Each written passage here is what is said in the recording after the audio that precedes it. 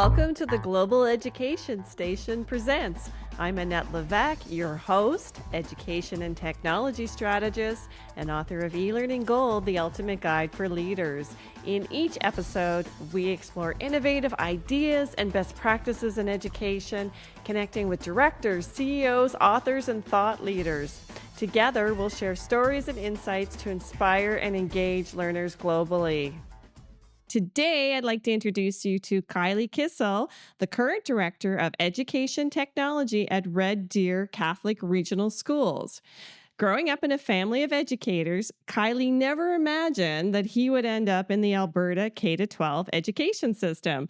But by good fortune, he accidentally became a teacher in 2009. Since then, he's been working on disrupting the traditional norms of the educational system he grew up in. As a divisional leader, Kylie has continued to evolve his practice at a systems-based level by challenging the conventional concept of we've always done it that way. Welcome, Kylie. Thanks, Annette. So tell me, how does one accidentally become an educator? It's a great question. I'll be honest. I was just kind of floating through life in my early 20s, and I was managing a restaurant, and I met my now wife, my only wife. And I met my wife, and she was kind of like, "Is this the lifestyle you want to live for the rest of your life?" And I was like, "Absolutely not. Like it's really challenging to have a family, in my opinion, to manage, soccer practices." I think what really got to me at that point in time was I had a lot of friends who were getting married on weekends. And of course, when you're living in that hospitality tourism industry, weekends are the most busy times. So I was like, I want to be able to celebrate those times in life with my friends now and my family in the future. So I said, I don't think that this is my future career. And she said, well, what are you going to do? So I started looking at a lot of opportunities. And at the end of the day, I was talking with some adults, some more mature people than I was at the time. And they said, you know what, get an ed degree. At the end of the day, if you're going to continue your education after that and go for a graduate degree in something, an ed degree kind of gives you that foundational base where, you'll maybe get off to a good career. So I enrolled in a Bachelor of Education program, never actually anticipating to teach a day in my life. And after that kind of program continued and concluded as I went through my practicums, I was like, you know what, I'm enjoying this coaching piece. I'm enjoying watching the kids mature and grow and making them make those like learning connections and seeing that spark. So I said, maybe I'll teach for a little bit before I go back for my post grad or my graduate degree. And I started teaching in a small town in Ponoka, Alberta. And it was going really well. And I was like, okay, it's been about 4 years, and maybe it's time I look at what that next step is, because this wasn't, my plan or my goal. And I was really lucky at the time that my principal was really supportive, and he said, Kylie, I can see you moving into like maybe a leadership. We had like a small leadership team in the school. We're looking at maybe moving you into this leadership position. How do you feel about that? And I said, well, that's interesting. I'm looking at these other opportunities. And he said, what do you think about getting your master's in education? And to be honest, I had never even thought of it until we had that conversation. I thought my goal was to get out of education.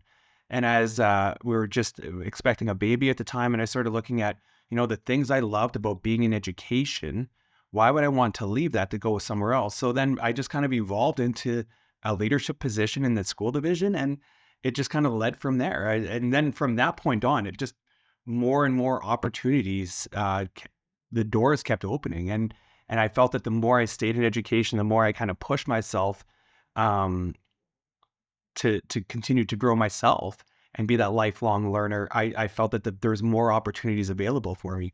Actually, Annette, I want to go back a little bit too, because I forgot about this. At that point in time, what I was teaching, we had schools that were merging together. And there was a teacher who was coming into the school saying, if you want me to move into that school, I want to have what Kylie Kissel's teaching. That's what I want to teach at that school.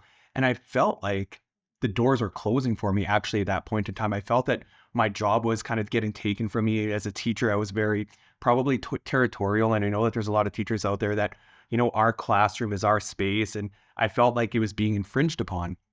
And at the end of the day, it was probably the best educational or best professional opportunity for me, and to push me out of that comfort zone and to take on these new opportunities.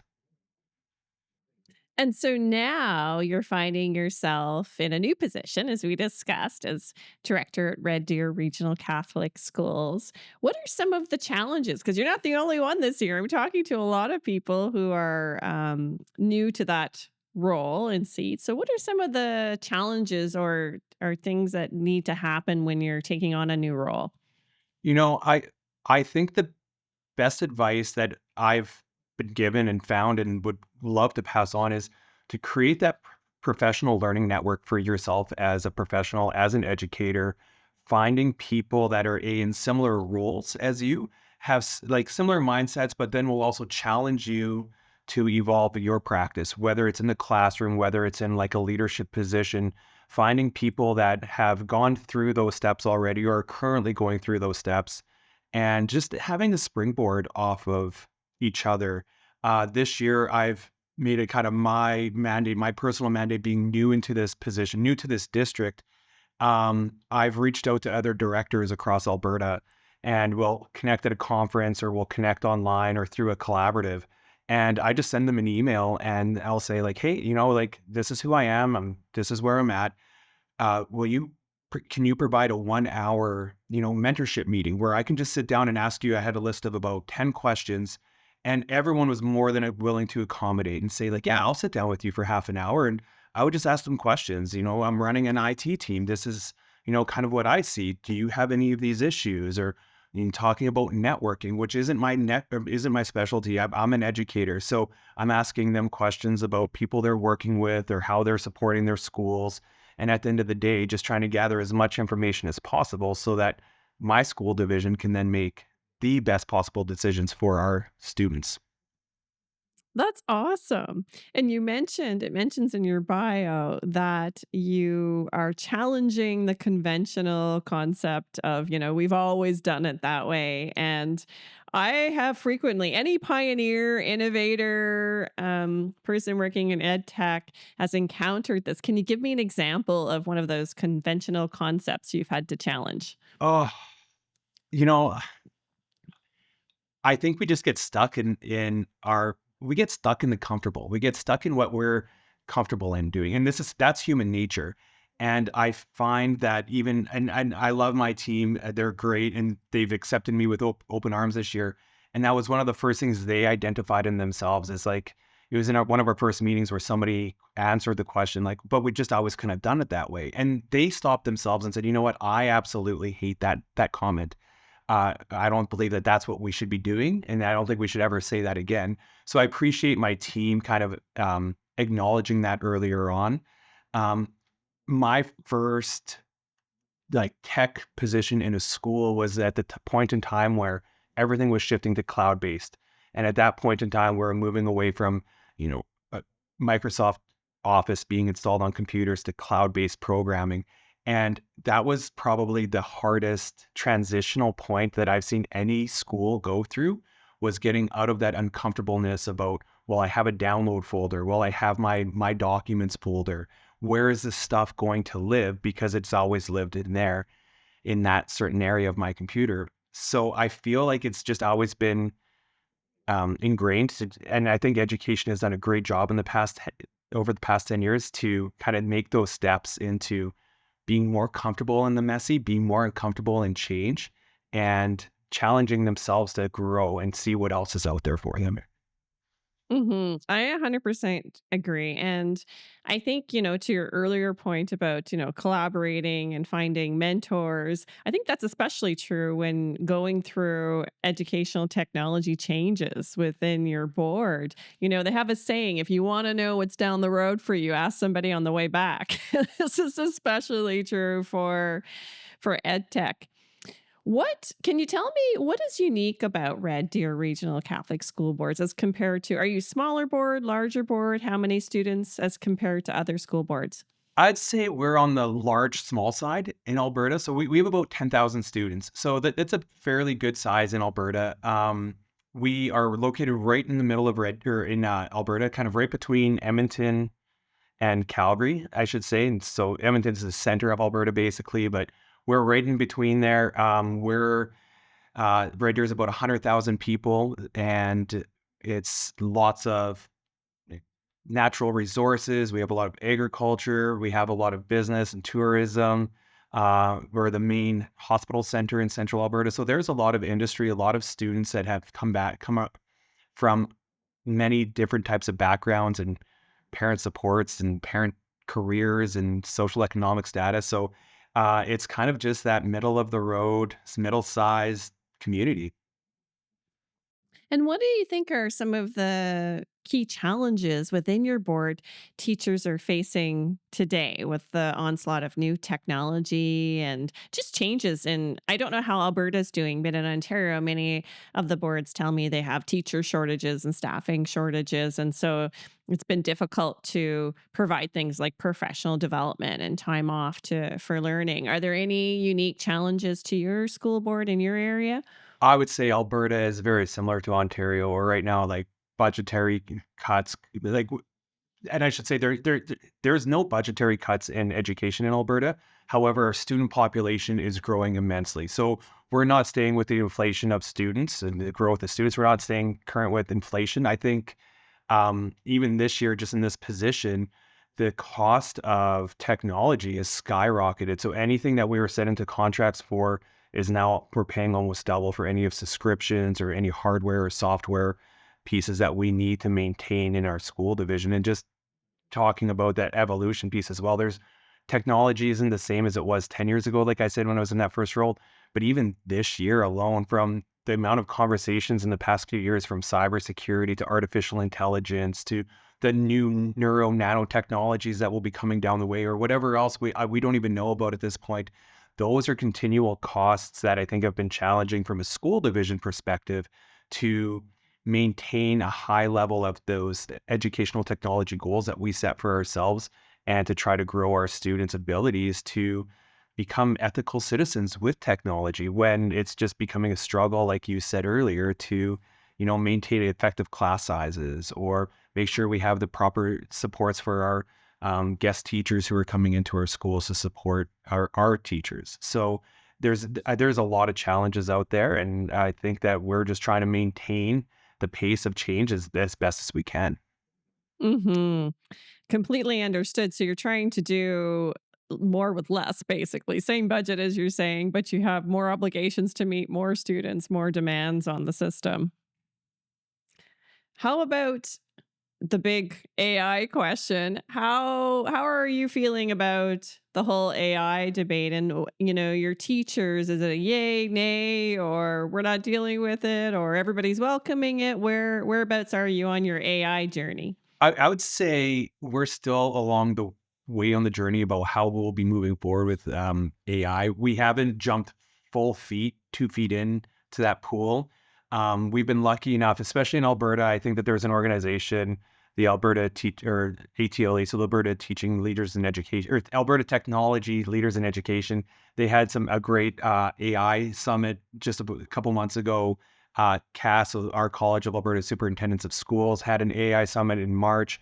So it's definitely at the forefront of a lot of the professional development of the leaders in school divisions, and how we are going to approach this as leaders. Um, I look at a lot of the policies that have been being discussed, and I see in Alberta that a lot of school divisions are looking at how we're supporting guidelines and frameworks to AI as opposed to policies. I think everyone's afraid of how rapid AI is changing, that by the time that a policy is developed and created, it's already going to be out of date before the next school year or by the end of the current school year. So we're still working on that path. Alberta just announced a new um, ministerial order that just came out recently about cell phone policy, very similar to what's in Ontario as well. So we're still navigating that evolving process or the evolution of what technology and AI and phones will be like in our schools and in our classrooms. But we're still working on that. And I would say we're working Hmm. on that collectively as well. Most school divisions have been really supportive in supporting each other and seeing that we have very similar visions for how we're going to be supporting our students using those tools. Well, every school district is unique, and it's really interesting to hear where everyone's at and the different cultures, different positions, different needs as well. And when I'm working with boards who are currently in the process of developing their guiding principles, it just as you said, the technology is evolving so quickly. You really can't be specific to an individual technology. Instead, we're looking at what are the questions we need to ask, whether it be AI actually or any technology, about the technology that we're looking at implementing? Asking tech companies, what are your privacy policies on the data that we're sharing with you? Um, Where's our data being stored? So looking more at what can it do for us, and what are the limitations as well for students, because we will be reaching a phase where they're going to be expected to be using these technologies when they graduate and the outcomes. But we also want to make sure that they're developing core competencies at the same time before using those technologies, learning to walk before you drive the car at the age of 8, if you will. So I think that's really interesting. And I think you're correct. We really can't focus on a specific technology, but rather, what do we want it to be able to do, and creating really clear policies, I think, for students too, on um, what constitutes academic dishonesty now, transparency when you're using the tool, and those ethical use guidelines. And I think it's going to challenge us too as educators to rethink how we are assessing students and what they know and how they're learning it, what how they're demonstrating their learning. I've heard, I don't know who said this or where I picked it up from, but using artificial intelligence as a thought partner. And I think we're almost at the point now where we have to assume that students have this thought partner with them whenever they need it. So moving past that stage, the foundational knowledge, I 100% agree, those core competencies, I fully understand that, like, those are needed prior to taking those next steps. But I think we're at the point now where we have to say, like, we just should assume that students are using AI. We're at the point now where students are making speeches or graduation speeches in June or welcome to school speeches. And I'm watching students present themselves, and instantly when they get to a certain point in their speech that they've used AI, that they don't really know what they're talking about anymore. And that's that ethical piece about, working with students about, well, did you make this? Are these your words? Just because you're saying them doesn't make them yours. So how do we use this now and put it into your words? How do we use this to manipulate it? And we have students that have those thought partners in their lives. They have parents that can speak professionally. They have parents that are doctors or lawyers, and they have those thought partners at home all the time. And I do see AI is equaling that ground a little bit, where now everyone has those support pieces everywhere in their life, but then following it up with the how do we support them in making those digital citizenship, those ethical decisions, like you said earlier. You're absolutely right. I like that. A thought partner. It's another tool in the toolbox for learning. And I equate it actually to, it's similar to when we used to create assessments and evaluations in mathematics, where, there are all kinds of tools and calculators we can use to solve different and various mathematical equations and problems. But a lot of times we ask students to show their work and how they reached their answer, so that we know again that if you don't have the tool, you still are able to use some of these important core competencies. And we really have to reassess. I kind of go back to looking at what are those? Like, what is really, really important? If the tool broke tomorrow and AI was no longer your thought partner, are you going to be able to navigate this world? So this year, what are some of your technology goals for the board? Did you have anything on the roster? Yeah. So for us, it was really nailing down our cybersecurity. Honestly, like, it was making sure that we were being as secure and as ethical as possible for us with our data that we had in our school division. It was something that we had been working on for a while, and we just wanted to make sure that we really, really tightened up our cybersecurity process. Um, we're also at the point with that piece as well, where we had a lot of uh, devices that were becoming end of life devices in our district, in our students' hands, and we had been supporting those previously by just maintaining them to the best as we could as a division. And we really started to look at the result about having students use end of life technologies in a classroom. And if there was the benefits to maintaining like an old Chromebook or an old laptop or an old iPad versus the challenges about having those old devices in there. And then we really started looking at, and this is all qualitative data, but we started looking at the culture of the classrooms that were maintaining those end of life devices, the disruptions that students had if a device was slower and they were becoming frustrated. Was there more vandalism to their technology? And there was. So although we had gone into the process about trying to maintain these devices longer than they should be used, we were actually creating a bigger problem for our teachers inside those classrooms just with their challenges that they were facing with their students. So we've kind of made a process now about, moving to the recycling program, maintaining that end of life plan, replacing those devices as needed. Those are probably the two biggest challenges we've had so far this year. Cybersecurity. So, what questions should other executives and education directors and leadership positions be asking about their own cybersecurity? What are you looking at this year? That's a great question. I'll say through my journey. So I brought some of my team members to conferences. So I think that was like our biggest start, is really trying to deepen our knowledge and understanding in that cybersecurity world.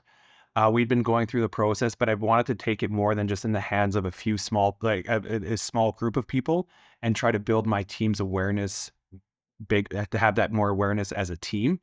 So we started going out to conferences. We actually hosted an unconference here in Central Alberta. So we invited all of the local school authorities to come and bring their IT teams in. And that was a big piece that we had talked about, was cybersecurity and how other school divisions were approaching it, partners that they had worked with, partners that they had heard other school divisions were working with, and some of the issues that they had heard about school divisions going through their networks or through their like how the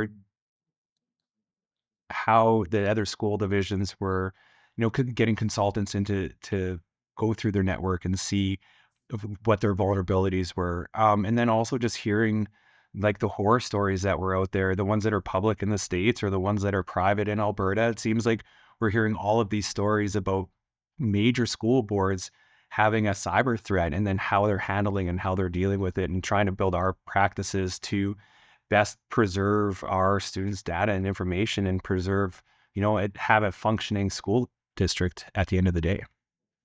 If you could only choose one vulnerability of the ones that you've heard about or listed, if you're a leader of a school board and you're not very techy and you want to be asking questions, what would be the one vulnerability you should be asking your tech people if they're addressing, or how they're addressing it? Well, I think so. One thing that was in place before I got into this position, and I appreciate the work that was done prior to me getting here, was setting up multi-factor authentication. I think making sure that every um, account has multi-factor authentication set up, and then on top of that, removing any service accounts. So instead of having just a computer on the side in a library where people can just log in or just turn on and hop into this service account and do whatever they wanted to do at it, regardless if it was just being in the library or connected to something else on the network. Those were the big ones that I think we tackled prior to me getting in here, or as soon as I got in here, and try to get rid of all of those service accounts. And then for me personally, it was connecting with our local vendors. So we had three vendors in Alberta that, they've been really supportive throughout this whole process. They've been really nice. They supported me. In fact, they call me all the time just to double check and see how we're going with our process, if there's anything that we need or anything extra that we need on top of what we're doing. So I really appreciate the vendors, and it's like I said earlier, it's creating that network of just supports to best support ourselves as we continue to grow. Those are really great suggestions, the multi-factor authentication. And, you know, interestingly enough, when I've encountered cyber issues, it's not my typical area of expertise, but I have had to encounter it. And even in having my own schools, I think we probably had three major different incidents to deal with. Oddly enough, despite the technologies, the most common way that a breach happened was through human error, not the actual technology itself.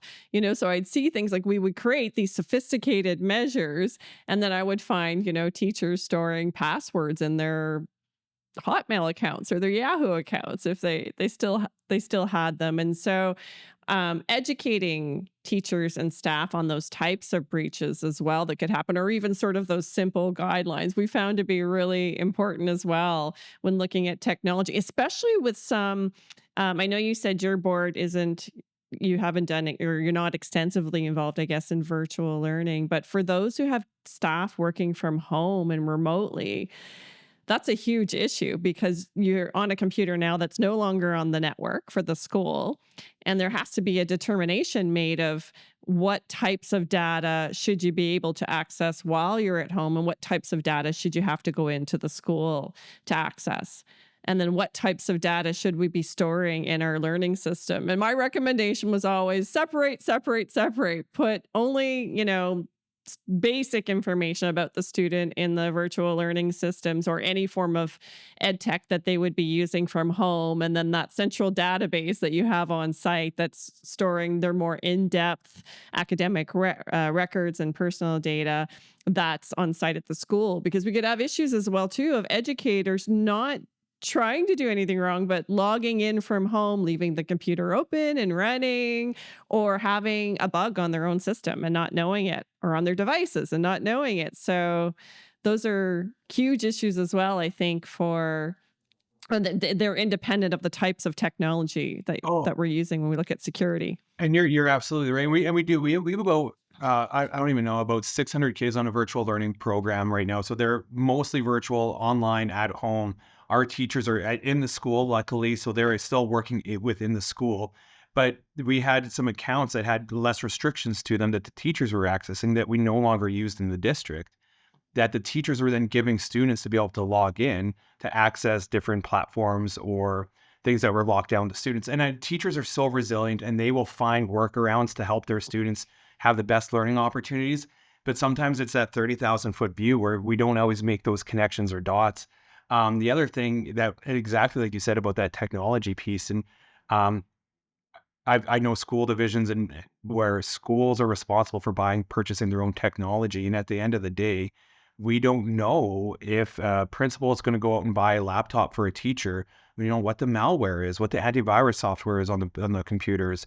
Is there a virus already on a computer that we don't know about that we can be working on that they had to replace that with? And sometimes they are like, well, we just need a computer right now, so I'm going to go to Best Buy and go buy one. And setting those policies, and that's actually our big summer project, is setting those, having a policy in place for technology purchases, for the supports that we can be providing those educators to make sure that we're not disrupting the education, but we still have to be as ethical as possible with our students' data. Absolutely. So, what strategies this year are you looking at to help educators? I mean, I know with the limitations of professional learning, professional development, but is available to you to help educators stay current with the latest trends and technologies and educations, at least at a minimal literacy level? Uh, you know, it's been challenging. I feel that, like I said, 10 years ago, there was such a focus on digital, or educational technology, and supporting teachers in that growth and that evolution. And I feel that with how the budgets have kind of rolled out, there's just been less supports for teachers, and it kind of has been put down in my networks. Kind of a lot of it's been put towards the teachers to kind of grow themselves in their educational technology growth, through conference, through PD, where we offer some PD after hours, but we don't offer a lot of PD support for our teachers during the day. We've restricted that from central office to come in and provide PD, and we have schools who are kind of creating their own PD for their schools. So it really comes down to the educational needs of a school and of a teacher, and them kind of being resourceful enough to find those supports that they need. Hmm. So, moving over to the fun portion of or the more fun portion of our episode, and getting to know you, what is your personally favorite education tech tool that you use all the time and that you would share with others to say, this is awesome? Oh man.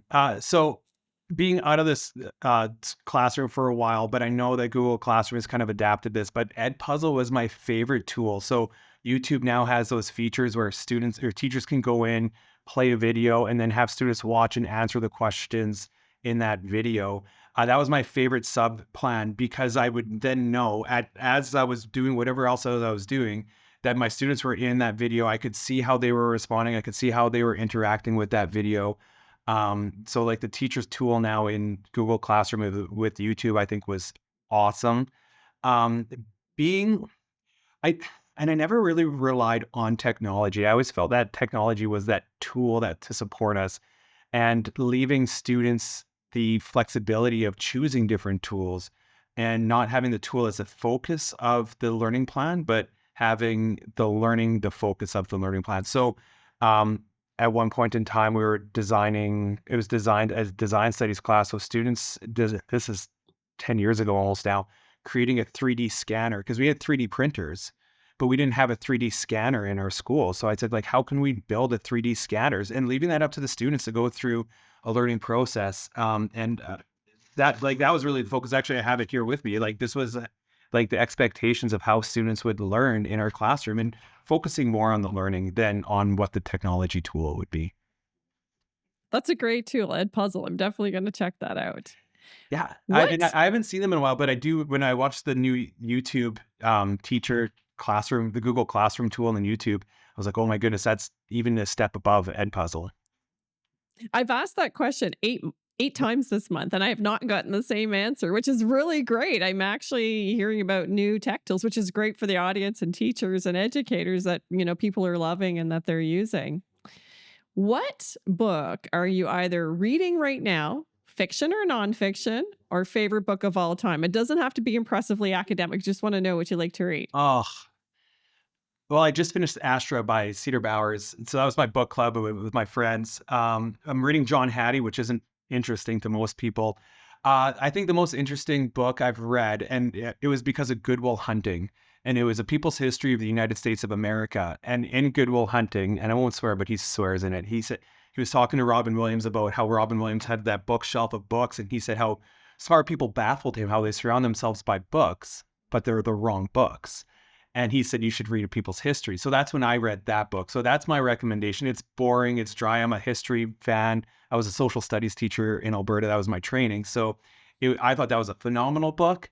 And that's why I chose that one. I think from an education, like the leadership standpoint, I think Culture Code by Daniel Coyle. I think that one has opened my eyes from that culture piece. And then The Power of Moments by Chip and Dan Heath, by focusing on in that book, it talks about how we have all of these magnificent moments in our lives, but those moments are happening almost every day. And especially in a school, those moments are happening weekly for sure.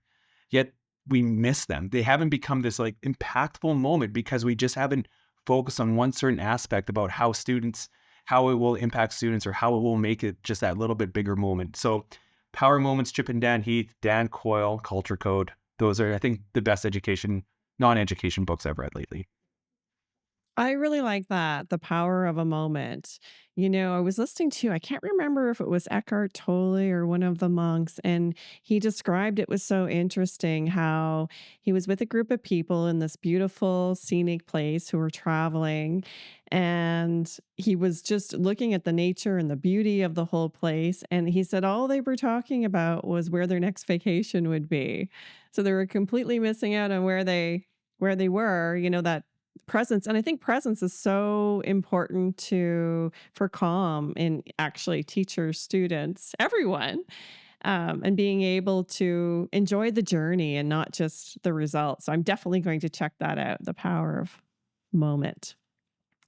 What, Kylie, would you pay money to avoid? So, for example, you could not pay me to eat red peppers. It's not happening. I've tried them all different ways. They crunch in weird ways. Can't eat them. I'll pay money to avoid them on my plate. What would you pay money to avoid? Oh, I don't know. You know what? I'm that experienced person. I think everyone needs to experience it at least once. But what would I not want to do again? Oh, I think you stumped me, and I love to talk, so I don't. I'm surprised. There's nothing you would, get your wallet out to dodge. No, I don't think so. No? No. Really? Like it and Oh, and I'm even like, I don't like snakes, and then still like, being a fan of 𝗪𝗻𝘁 and like that continual process about improving yourself, I still think I would need to like continue to improve, and if I don't like it, I'll eventually learn to like it. I don't know. That's a good one. really? Exposure training. Ooh. I don't know if you can, I don't know if exposure training would make me like snakes. I Yeah. don't think the 10th time, I don't think the 20th time. I'm not sure. Snakes and spiders. Mm-mm. I don't like them, but I don't wanna rule them out forever. All right. Last question. So, this is a wrap up question. We're doing something interesting with the podcast where we have a previous guest leave a question for the next guest, not knowing who they are or what their role is in education. So, this is your question, and it's from David Russell Lowen from Live at Earth. He's the director of education at Live at Earth. And his question is, how can educators collaborate or network across borders to promote innovative pedagogy? Oof. Well, I'm gonna go back to what I said at the very beginning, and that is finding that professional learning network for a teacher. And I think I think Twitter was great for this 15 years ago, but looking outside of your bubble. I think I pushed myself to exit my comfort zone, and I applied for the Google Teacher Academy in 2014, and I was accepted. And I think being involved with that group of, I think we had 65 teachers that year down at Google, but that connection piece that we had after, that support piece that we had after. So that was in 2014 when COVID-19 kind of struck. We had a Maple Syrup EDU group, and that group was still just so active. And I think that helped us get through those first hard couple weeks from that technology standpoint, about just having this network of educators across Alberta reaching out, asking questions, seeing the questions I couldn't even know I needed to ask at that point, but then having somebody in Ontario, the Peel Network, or Ottawa Carleton, or someone in BC who I'd never met in real life have an answer for a question I didn't even know existed yet. So I think, finding those networks, because they do exist. I think teachers are more than willing now to share what they know, to share and support each other's growth, and finding those networks, reaching out to them, joining collectives like I mentioned ATLE earlier. I have people ask questions every couple days, and it comes into my email thread, and I'm like, I don't even know what's going to come up, or that those are questions I don't even know or have yet. So, I think finding those networks are the number one thing that teachers should be doing to educate, to continue to grow their pedagogy. I think you're absolutely right. I think in today's world, especially a world where we're seeing greater automation, less personal contact of those things, collaboration is everything, and collaborative communities are everything. And my personal position is that the greater our automations become, the more personal we need to become, the more connected, and establishing those relationships, because, a team will always outperform one person, and it's so great to learn from one another as professionals in this rapidly evolving tech era. So awesome. Thank you so much for taking the time to share some of your insights and wisdom with us today. It's been wonderful. Thanks for having me.